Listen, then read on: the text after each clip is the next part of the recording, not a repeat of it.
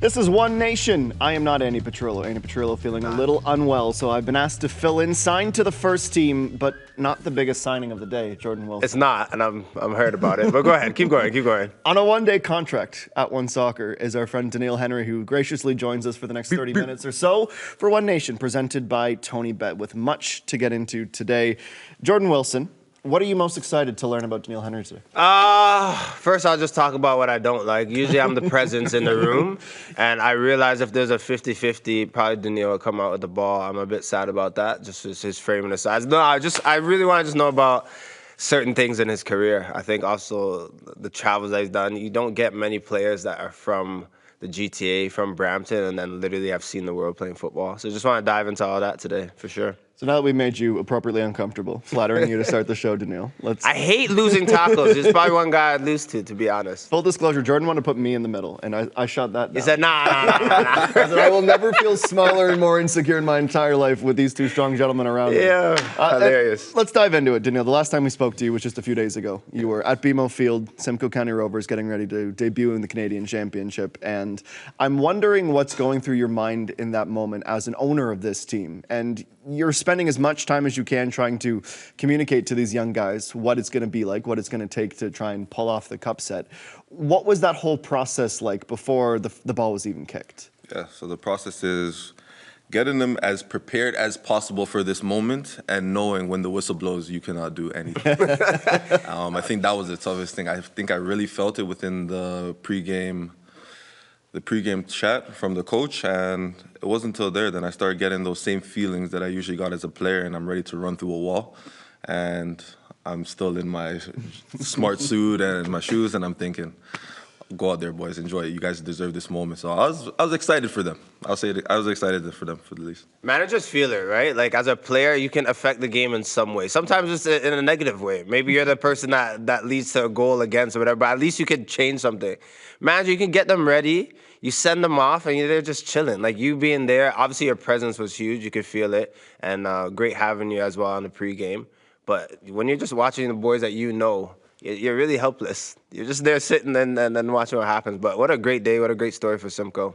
It's something that we want to discuss about a little bit later, but we're going to try and go chronologically here. We've got three main sections we want to get into with Denil. Just speaking of Qatar, the future of Canada soccer, and sort of your incredible career and what's next, because it's certainly not done. But let's go back to Qatar and that journey. I'm always curious in these journeys, these paths, when you realize that the belief that you convince yourselves of, because it's important, you have to believe you're going to win, you have to believe that this is your moment. But when does it click for you that this group, you're going to have to go through not just the hex, but the octagon now? It's going to be a grind. You're going to be playing the Cayman Islands and all these tiny nations, and you start to get that momentum. But when did you start to believe, like, we might actually go to Qatar?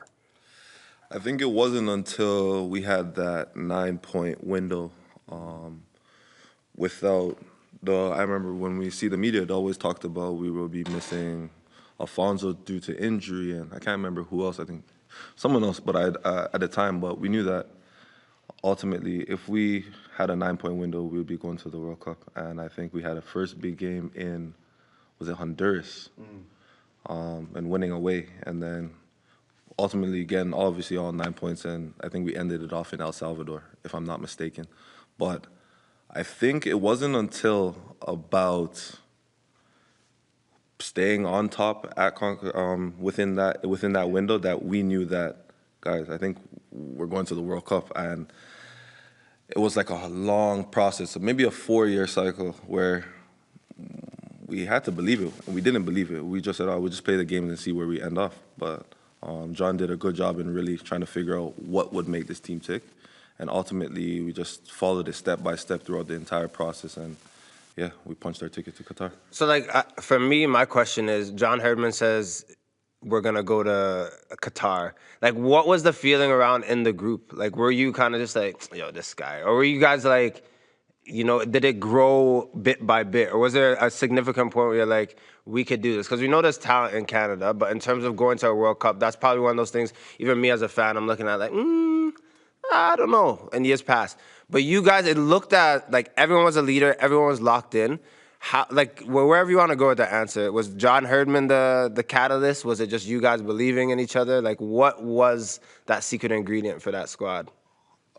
the fact that we knew that John was a hard-working man and he put in the work. Imagine having a 50, 60 player group and getting on the phone and asking them the hard questions. With the players that we have in these communities, playing at these big clubs, why haven't we been successful yet? What did old CSA feel like? The good, the bad. What was camps like? What were the players like, etc. And ultimately, you're in a conversation with John that was going to run you about an hour and a half to 2 hours. He did this for everyone.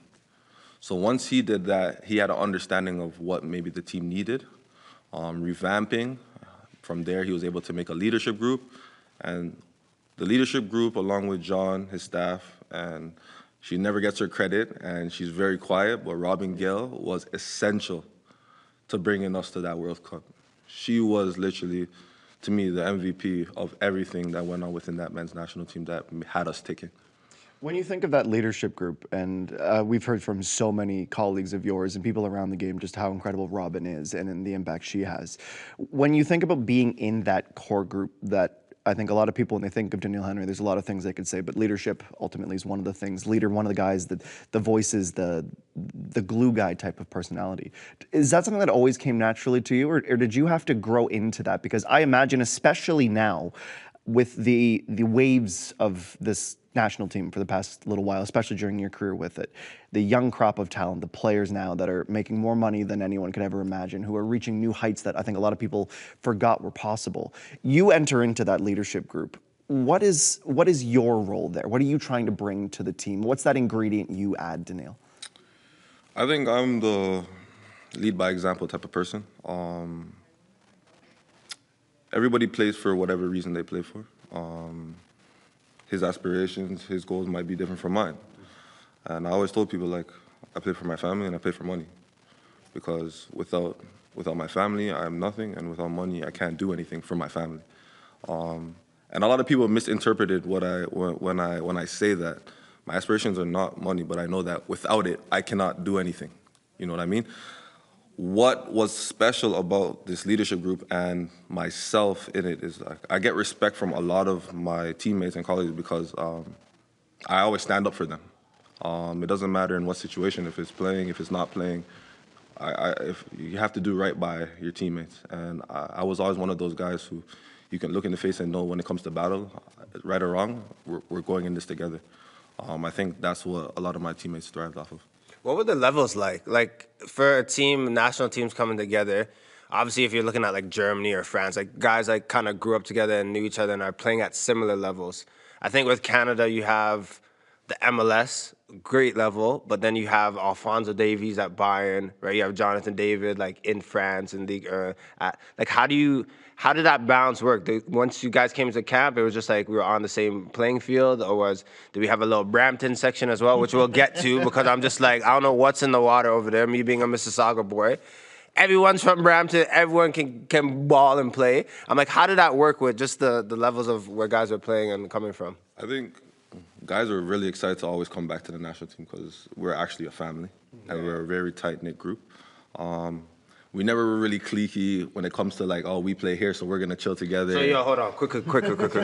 Was there a time where you're like, if there's 5v5, 7-on-7, and there was an only Brampton group? Like for me, if I'm looking at that, like I would be like, yo, if you get the Hoyle, you get Timo, you get yourself, you get Tajon, you get a Brampton squad within the national team. Kyle, I'm like, yeah, dangerous. Anyways, you go ahead. I mean, I'm there getting excited. Go ahead. He's just jealous that he's not from there. Bro, I just had to move, 20 minutes north? Maybe 20 and I could have been in the Brampton community? No, I'm playing. So, even throughout this whole World Cup cycle, we had those games where we were allowed to start maturing the young players who we knew were going to move on and be really good. So we made sure that within our leadership group, we made sure our young players knew. Be fearless. Go out there.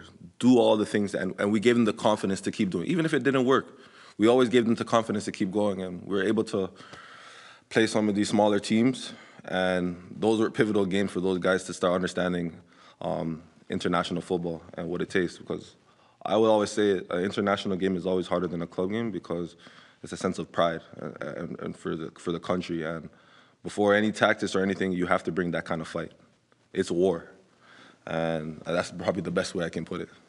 And for you, you've been, as I mentioned, within the generation of this group. You've gone through that war to get to Qatar. Tournament's just around the corner, and your calf goes on you. If you can sort of recap or tell that story for the audience that might just see, oh, Doneil Henry out with a calf, like you're gutted for it, but like, what are you going through in that moment? Oh man, like it can come back to me because that was probably, I knew that was like the point for me. That was the hardest point in my footballing career. Yeah, for sure. Oh Lord, but if I can run you through the day, I was gonna run you through the year actually. Yeah. I'm leaving Korea, an amazing situation. You're in Suwon there, right? In Suwon, playing for the Blue Wings. I love my situation there, but it's a difficult time for me because COVID is still going on.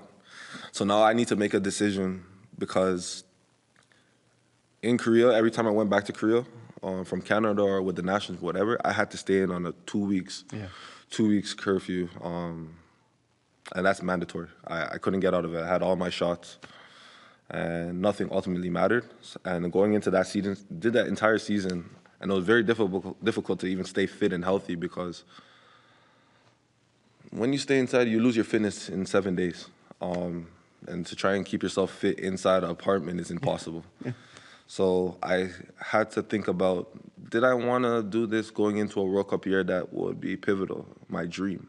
And I said, I would do anything. I would walk away from any situation I'm in to make sure that I'm in a country that allows me to play every single day, no hiccups with COVID, and I left Korea. I had to wait, and I'm used to waiting. At this point, I've probably waited. Now, this is probably my longest wait. I've been waiting for a club that makes sense and aligns with my vision. But I get LAFC, an amazing club, an organization under Steve Cherundolo. And they bring me in late in preseason, probably maybe a week or two before the season starts. So I'm not fit. I'm getting training. I'm doing extra work, doing whatever it takes, and I'm in an amazing organization in LA. Bounce around, playing within the 3 center backs, get my time here and there, but still struggling with injuries. We qualify for Qatar while playing for LAFC.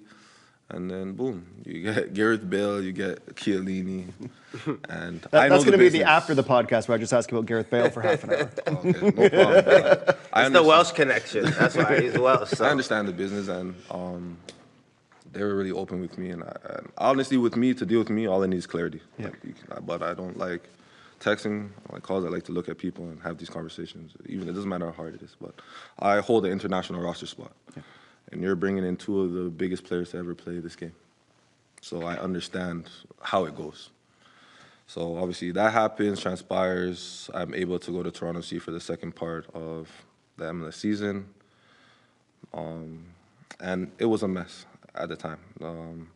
And I didn't get much playing time and still doing the extra work, just staying committed because ultimately I just need to get to the World Cup. I put in a lot of work to get there.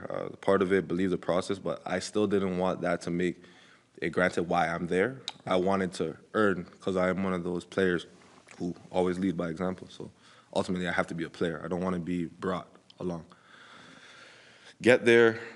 We're in Bahrain for the pre-camp for the MLS boys. And in the warm-up, being able to captain the team for the game. A lot of people don't know that. In the pregame, in the warm-up, tried to do an explosive movement sprint, and I just felt my calf explode. And it was at that moment where I'm just like, oh, let's kind of walk, stretch, see how it feels. And I knew in that moment, everything for me was over. Everything. And yeah, it's difficult, like, to say the least. Obviously, I'm gonna keep it together for you guys, but like, no, I can't imagine that day, it can still trigger like my entire life in football and waiting for this one moment to ever happen for me, and then it's gone. So that moment and it's one of those two where probably settles in more and more. Like you think you understand the gravity, and then like 5 minutes later, it's like, oh, I'm not going to Qatar. And then 5 minutes later, I'm not going to Qatar. And then John calls and says, I can't imagine what that phone call is like, but he says, we want you, we need you, in fact, to come. And you mentioned you don't want to be brought along, you want to be there on merit. You earned it. You just had something out of your control. So for John to offer you that spot, what was that moment as it set in, like, okay, this is the best way to make up maybe one of the worst situations in my career? Yeah, because ultimately, once you gain my trust, and we're family, we're a bond, and that's one thing that I stick by. And John is actually like one of those people, like for his players, like he sticks by his players and the guys he believes in. For him to understand my impact on the team and a role I could play in making sure that just keeping everybody connected. And it's in those big pressure moments when teams either flourish or they disperse. Yeah. And he always says the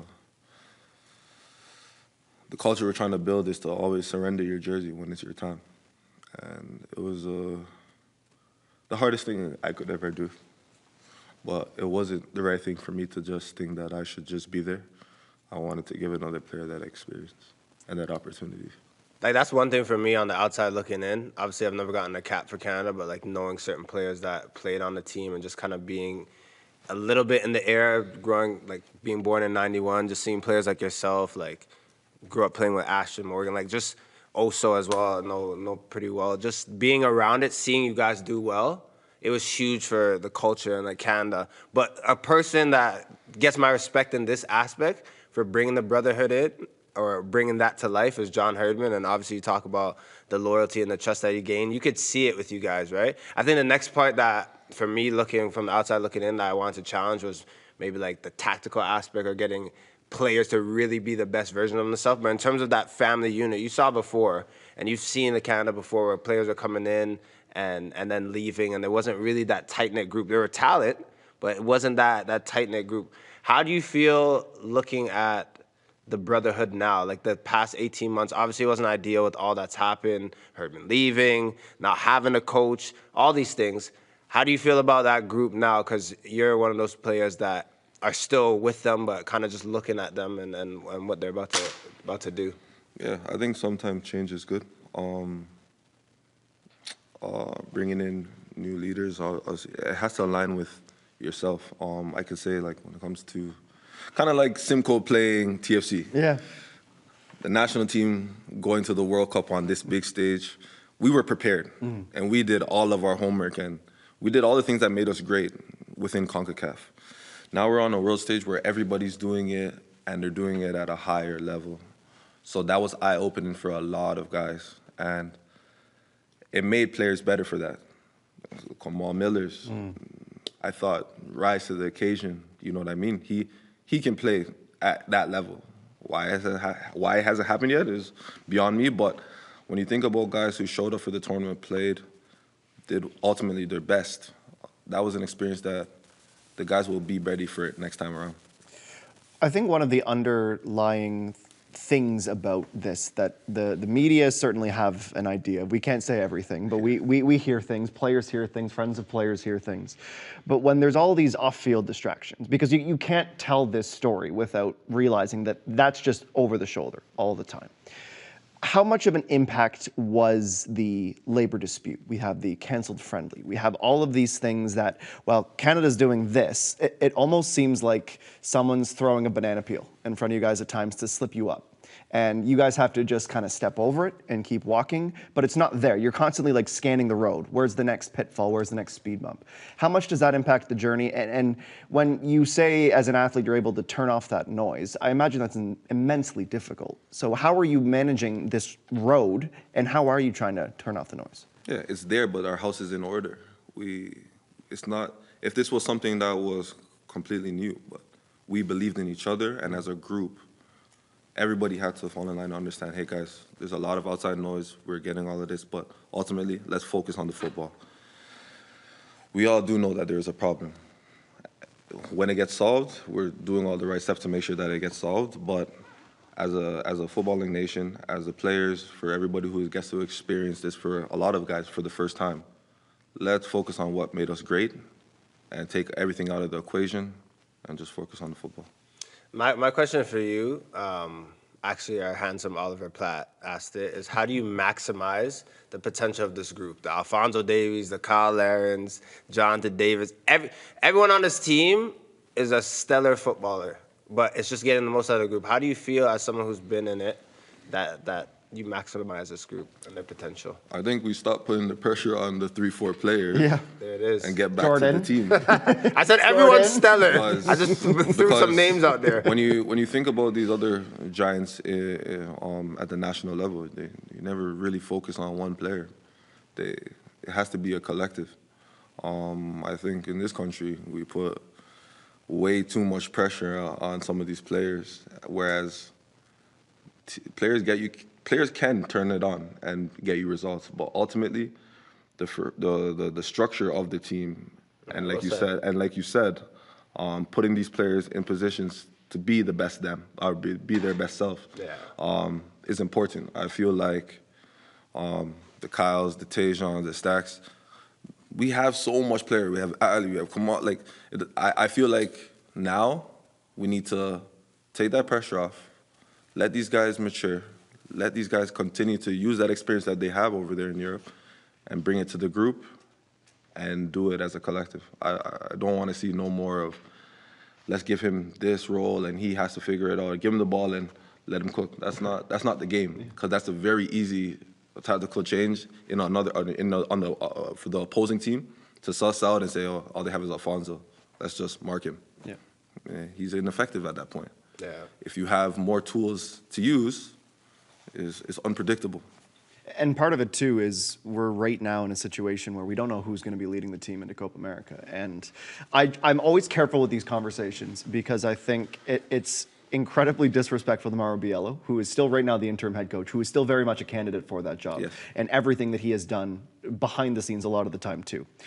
When you think about that decision, because it's massive, I think everyone understands what Copa America will be like, what 26 will be like, and the prep leading up to it. Do you have a preference or a style of manager with all of these names being floated out that is ready to be that person that can continue to bring the group together and push them collectively towards what's next? I think a better question, like, Mauro does have this team for Copa America, I'm assuming. And unless we're told otherwise, it's his team. I think he's done well. He understands and worked under John. And now he has opportunity to kind of make an imprint for himself. The style manager has to be able to ultimately get all of these different personalities, because a lot of people don't understand that the footballing part of it is one part, but understanding the players in your team is a massive thing that gets people taking. I'm not going to say a manager's name, but I tried, guys. I tried.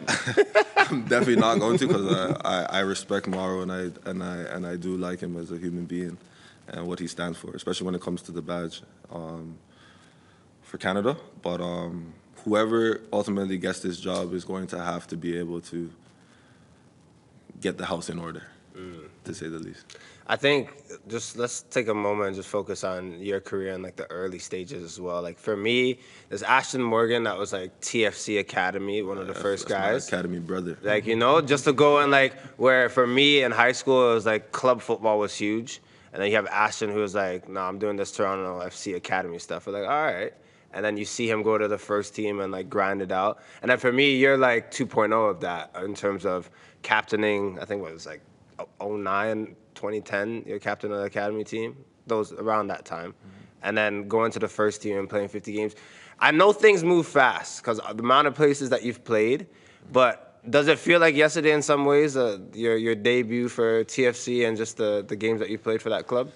Yeah, I can remember my day one. I can remember getting cut from the provincial team at 16 and then getting a call from Stuart Neely the day after, and me telling him, I'm not sure, like, I don't know if I'm going to continue to play football, because if you don't make the provincial team, it's a big deal.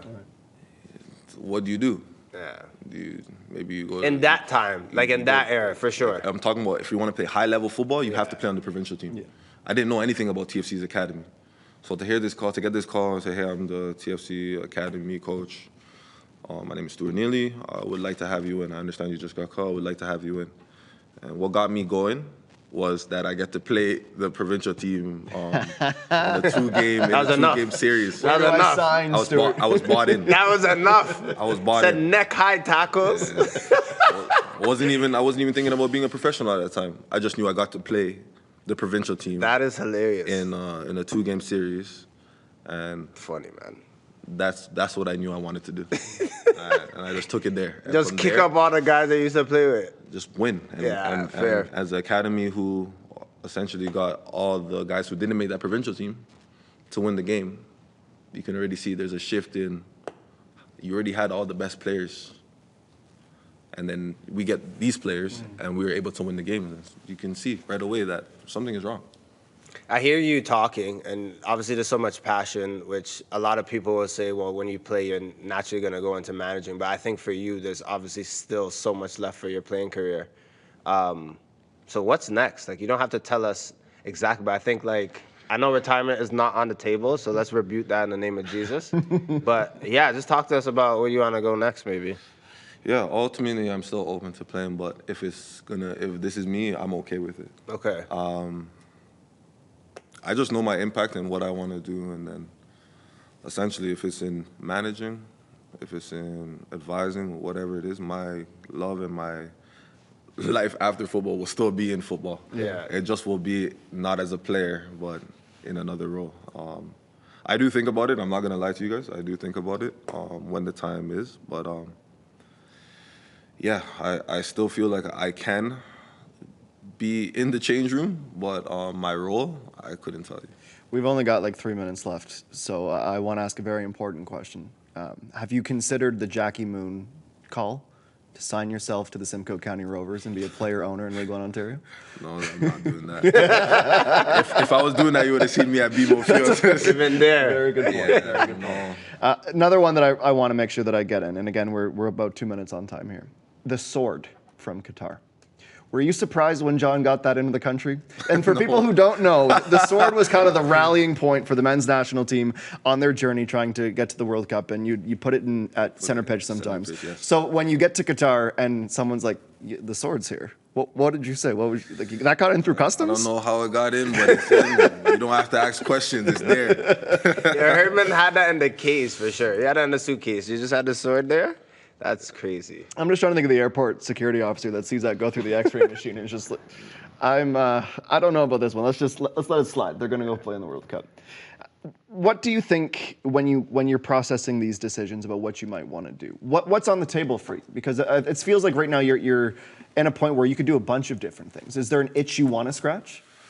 No, I'm falling in love with even being closer to home. I think where I am right now, to go extremely far away from home and be away from my son, it's never going to happen. I just want to be present and know that this is the same community I grew up in.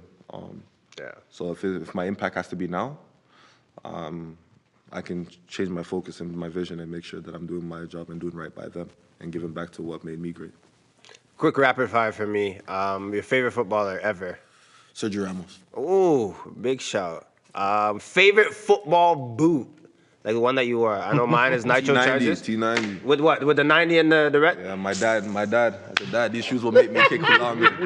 Those are big shoes. My mom was terrible when it came to these things. She was like, let's go to Walmart and pick up the Rawling. What's No, the Rawling or Spalding? Was that baseball? Spalding with the tongue? Nah, this used to go to my dad. I used to go to my dad, and my dad would be like, why? And I said, I'll say favorite pre-match meal, but could also just be your meal that you love. salmon, pasta. Fair. Simple pasta, just oil-based. Wow, Sergio Ramos, what a legend, what a player. I would say, I know this has nothing to do with football, but I always ask people, favorite rapper. Northside Benji. Look at this, we went deep. I'm so in over my Northside Benji's your guy too, and eh? luckily for me, this is the end of the program. Jenkins said Northside Benji's my guy. Pulling up on the Spotify, I'll be listening on the way home. Denil, your impact man. cannot be quantified. I feel better for even sitting across the table from me for half an hour. Thank you for opening Shout up out and to you, sharing. brother. Up the Rovers. Let's go. Season started, 1-1 tie away in Vaughan. Thank you, Let's keep Doneil. going. This has been White Nation. My guy.